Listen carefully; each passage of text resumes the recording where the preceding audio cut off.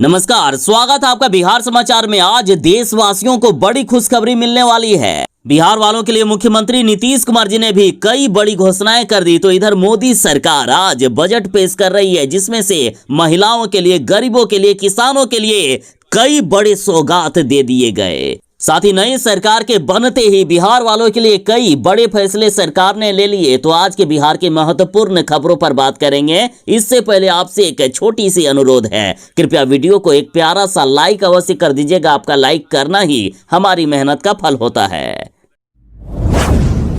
महिलाओं के लिए बड़ी खबर है। आज मोदी सरकार महिलाओं को कई बड़ी सौगात देने वाले हैं। देखिए, आज 1 फरवरी को केंद्र सरकार की अंतरिम बजट पेश हो रही है और इसमें महिला किसानों के लिए बड़ी घोषणा हो सकती है। देखिए, अब तक महिला किसानों को साल में 6,000 रुपए पीएम किसान सम्मान निधि योजना के तौर पर मिलते हैं। प्रत्येक 4 महीने में 2-2 हजार रुपए की राशि दी जाती है, लेकिन अब राशि डबल की जा रही है। महिला किसानों को अब पीएम किसान सम्मान निधि योजना की राशि 12,000 रुपया दिया जाएगा, यानी हर 4 महीने में 4-4 हजार रुपया की राशि दी जाएगी। साथ ही कई महिलाओं को डायरेक्ट पैसे भी दिए जा सकते हैं। देखिए, आज 1 फरवरी को अंतरिम बजट में इसको लेकर कई घोषणाएं हो सकती है। महिला किसानों के लिए प्रधानमंत्री किसान सम्मान निधि योजना की राशि अब सालाना 12,000 रुपया किया जा सकता है। साथ ही वैसी महिलाएं जो आर्थिक रूप से वंचित है, उन सभी को डायरेक्ट पैसे दिया जाएगा। देखिए, केंद्र सरकार आज अंतरिम बजट में आर्थिक रूप से वंचित महिलाओं के लिए कैश ट्रांसफर स्कीम शुरू करने वाली है। केंद्र सरकार 21 वर्ष से अधिक उन सभी महिलाओं के लिए कैश ट्रांसफर स्कीम लाने पर विचार कर रही है, जिन्हें सरकार की किसी भी वेलफेयर स्कीम का लाभ नहीं मिल रहा है। साथ ही इसमें मनरेगा में काम करने वाली महिलाओं को ज्यादा प्राथमिकता दी जाएगी। झारखंड से बड़ी खबर आ रही है। मुख्यमंत्री हेमंत सोरेन ने राज्यपाल को अपना इस्तीफा सौंप दिया है। अब चंपई सोरेन होंगे झारखंड के अगले मुख्यमंत्री। साथ ही बड़ी खबर है कि हेमंत सोरेन को गिरफ्तार कर लिया गया है। देखिए, जमीन घोटाले में ईडी की पूछताछ के बाद हेमंत सोरेन राजभवन पहुंचे और राज्यपाल को अपना इस्तीफा सौंप दिया। और सुनिए, हेमंत सोरेन के बाद झारखंड के आदिवासी कल्याण मंत्री चंपई सोरेन झारखंड के अगले मुख्यमंत्री बनाए गए। जेएएम के वरिष्ठ नेता चंपई सोरेन को विधायक दल का नेता चुना गया। बिहार के सभी नियोजित शिक्षक राज्यकर्मी बनेंगे। नियोजित शिक्षकों को राज्यकर्मी का दर्जा देने के लिए सक्षमता परीक्षा के लिए आज से ऑनलाइन आवेदन लिया जा रहा है।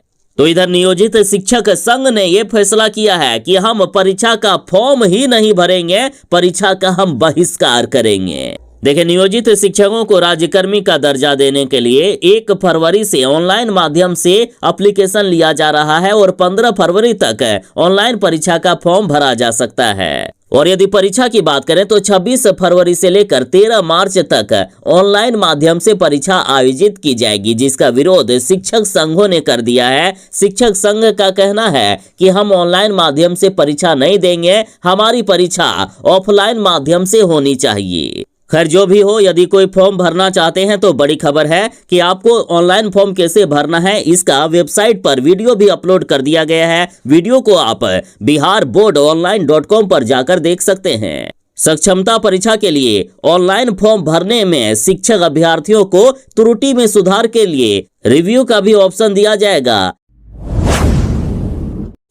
नीतीश कुमार की पार्टी जदयू ने लालू परिवार का साथ दे दिया है, तेजस्वी यादव का साथ दे दिया है। देखिए, जमीन के बदले नौकरी देने के मामले में तेजस्वी यादव को भी फंसाया जा रहा है। तो जदयू के नेता ने कहा कि तेजस्वी यादव निर्दोष हैं, उनको गलत तरीके से फंसाया जा रहा है। साथ ही जदयू नेता ने कहा कि कोई हमको आकर 5 करोड़ देगा तो हम लेंगे ना लेंगे, थोड़े ना मना करेंगे उसको, और बाद में चाहे ईडी छापा मारे या फिर अन्य कोई और। देखिए, नीतीश कुमार के काफी करीबी माने जाने वाले नेता गोपाल मंडल का तेजस्वी प्रेम जाग उठा है। देखिए, जदयू विधायक गोपाल मंडल ने कहा कि मैं किसी का पक्ष नहीं लेता हूं, बल्कि बेबाक बोलता हूं। तेजस्वी से ईडी जो पूछताछ कर रही है, तो सुनिए, जिस समय जमीन के एवज में लालू यादव ने नौकरी दिया, उस समय तेजस्वी बहुत छोटा था, हॉस्टल में वह पढ़ता था। उसको झूठों ना उलझा रहे हैं, ये सब नहीं होना चाहिए। तेजस्वी यादव बिल्कुल इनोसेंट है, निर्दोष है, कोई भी बच्चा निर्दोष है। सब बच्चा निर्दोष है, चाहे मीसा भारती हो या जो भी हो। लालू राबड़ी दोषी हो सकते हैं, लेकिन उनके बाल बच्चे दोषी नहीं हो सकते हैं। जदयू विधायक ने आगे कहा कि अगर तेजस्वी के नाम पर जमीन लिया गया तो उनके बाप ने ना जमीन लिया, उससे भी पूछताछ होनी चाहिए। जिसने जमीन देकर नौकरी लिया उससे तो पूछबे नहीं करता है। हमको अभी कोई देने के लिए आएगा कि ले लीजिए 5 करोड़ रख लीजिए, तो 1 मिनट देरी करेंगे? रखिए ना लेंगे। कोई लक्ष्मी देने के लिए आएगा तो लेंगे नहीं क्या? ईडी चाहे पूछताछ करे, चाहे बाद में कोई भी पूछताछ करे, रखिए ना लेंगे जी। भले ही बिहार में तेजस्वी यादव की सरकार गिर चुकी है, लेकिन तेजस्वी यादव के प्रति जनता का प्यार बढ़ता ही जा रहा है। तेजस्वी यादव के प्रति बिहार की जनता अपने प्राण भी न्योछावर करने को तैयार है, जिसे देखकर नीतीश कुमार जी और बीजेपी वाले काफी डरे हुए हैं। देखिए, बीजेपी वाले तेजस्वी यादव को फंसाना चाहते हैं और तेजस्वी यादव को जब ईडी दफ्तर पूछताछ के लिए बुलाया गया तो जैसे ही तेजस्वी यादव बाहर निकले तो भीड़ इतनी की जो संभाली ही नहीं जा रही थी। देखिए, ये भीड़ तेजस्वी यादव पर प्यार लुटाने वाले बिहार की जनता ने किस तरह से तेजस्वी यादव को घेर कर रखा है। मीडिया वालों की जरा ये भीड़ देखिए। बस तेजस्वी यादव की एक झलक पाने के लिए बिहार की जनता बेताब हो चुके हैं। और सुनिए, तेजस्वी यादव और उनके समर्थकों को रोकने के लिए सीआरपीएफ की टीम बुलाई गई, लेकिन सीआरपीएफ के जवान भी तेजस्वी यादव से इतने प्रेम करते हैं कि तेजस्वी यादव से एक सेल्फी लेने के लिए भीड़ जुट गई। तेजस्वी यादव की एक झलक पाने के लिए बिहार की जनता आतुर हो चुकी है, जिसे देखकर बीजेपी वालों का सीना और भी फटा जा रहा है कि आखिर अब हमारा क्या होगा, अगले चुनाव में हमारा क्या होगा। ये सोचकर बीजेपी वाले डरे हुए हैं। जनता जिस तरह से तेजस्वी यादव से प्यार करती है, और प्यार करे भी क्यों ना, क्योंकि तेजस्वी यादव ने जो जो वादे किए हैं उन सभी को पूरा भी किया है। जो नीतीश कुमार जी ने 17 सालों में बीजेपी के साथ रहकर नहीं कर पाए, वो 17 महीनों में तेजस्वी यादव ने पहली बार में ही करके दिखा दिया। तो ये है तेजस्वी पावर, जिसे देखकर अब नीतीश कुमार जी और बीजेपी वाले काफी डरे हुए हैं।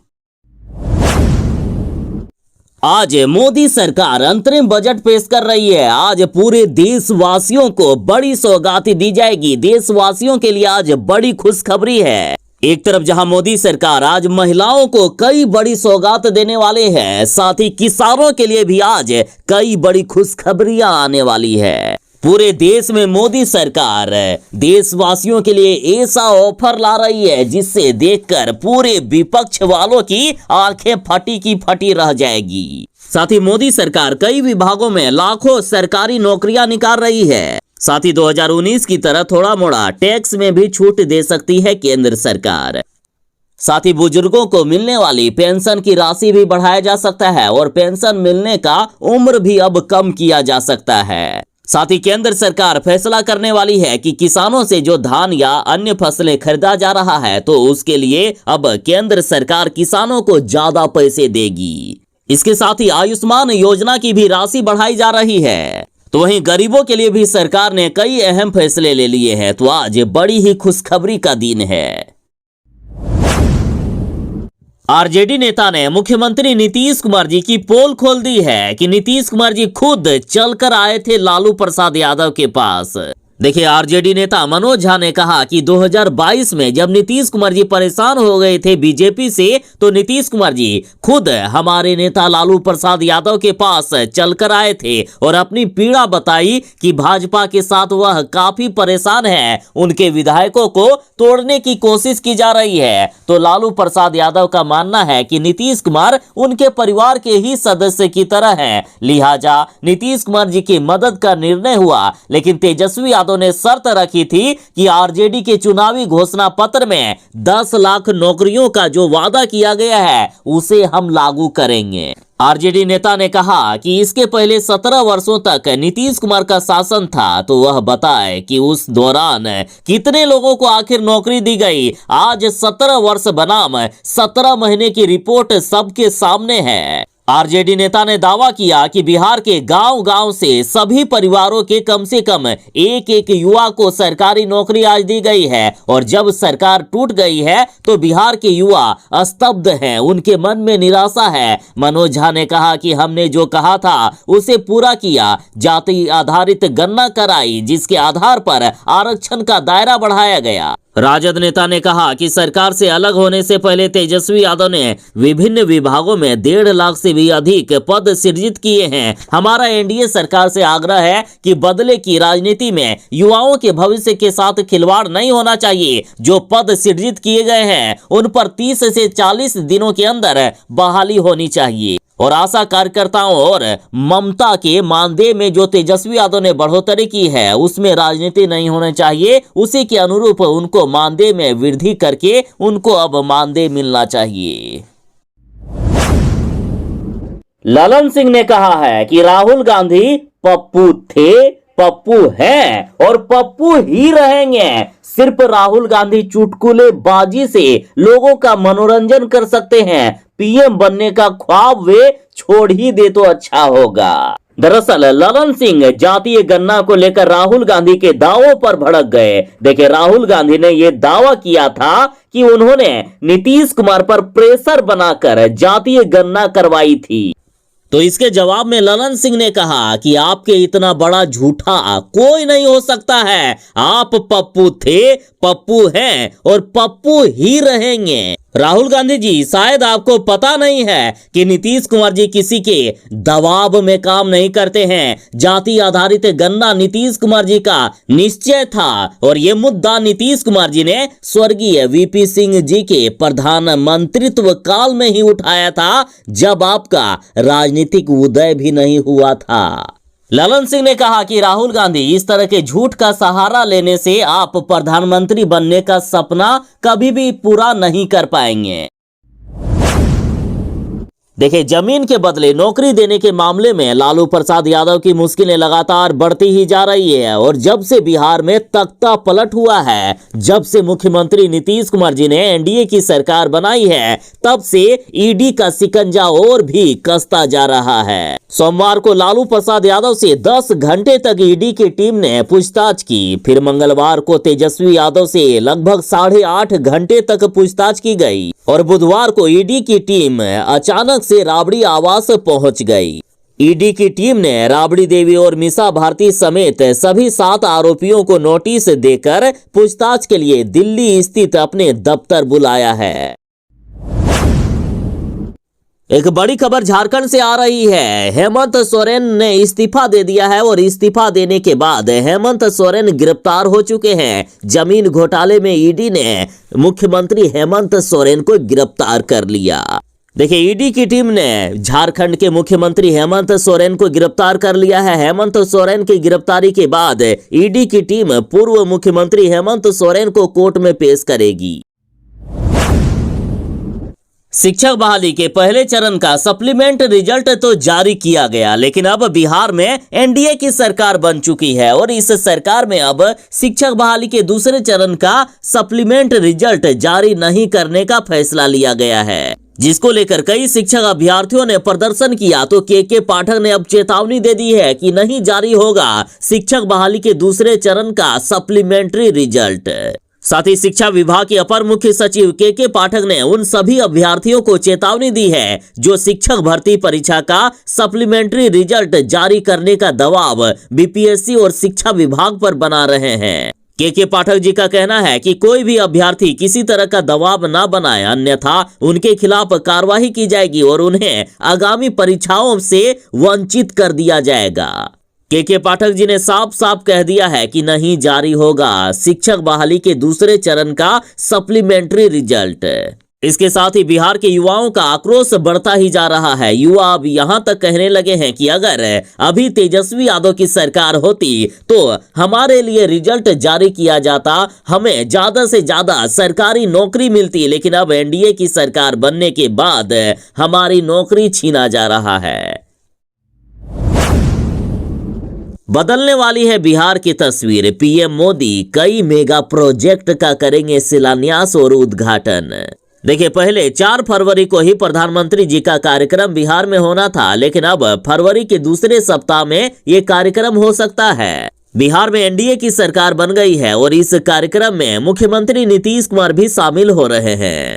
देखिए, बिहार में प्रधानमंत्री नरेंद्र मोदी जी कई योजनाओं का शिलान्यास और उद्घाटन करेंगे, जिससे बिहार की तस्वीर बदल सकती है। पीएम मोदी जी उत्तर बिहार में 20,000 करोड़ से भी अधिक लागत के मेगा प्रोजेक्ट का शिलान्यास और उद्घाटन करेंगे। देखिए, पीएम मोदी जी जिन योजनाओं का शिलान्यास करेंगे उसमें बिहार के पहला दरभंगा आमस एक्सप्रेस वे है, जिस पर 6,000 करोड़ से भी अधिक की राशि खर्च हो रही है। दूसरा, गांधी सेतु के समानांतर गंगा में 4 लाइन पुल, जिस पर 3,000 करोड़ की राशि खर्च होने वाली है। साथ ही दरभंगा एम्स पर 2,000 करोड़ से भी अधिक की राशि खर्च होने वाली है। इसके साथ ही रेल और नेशनल हाईवे की हजारों करोड़ की योजनाओं का शिलान्यास और उद्घाटन किया जाएगा और इन योजनाओं से बिहार के लाखों लोगों को रोजगार भी मिलेगा।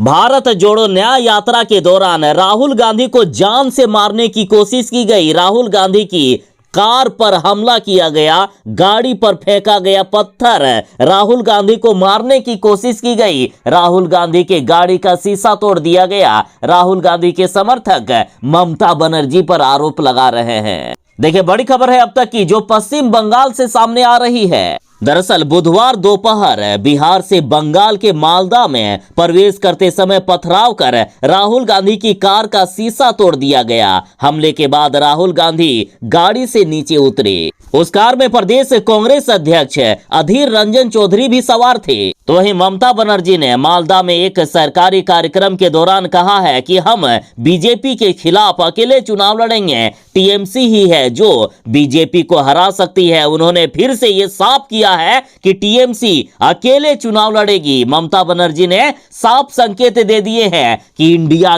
पूरी गठबंधन मिलकर भी मोदी जी को नहीं हरा सकते, एक अकेला टीएमसी ही है जो मोदी जी को हरा सकते हैं।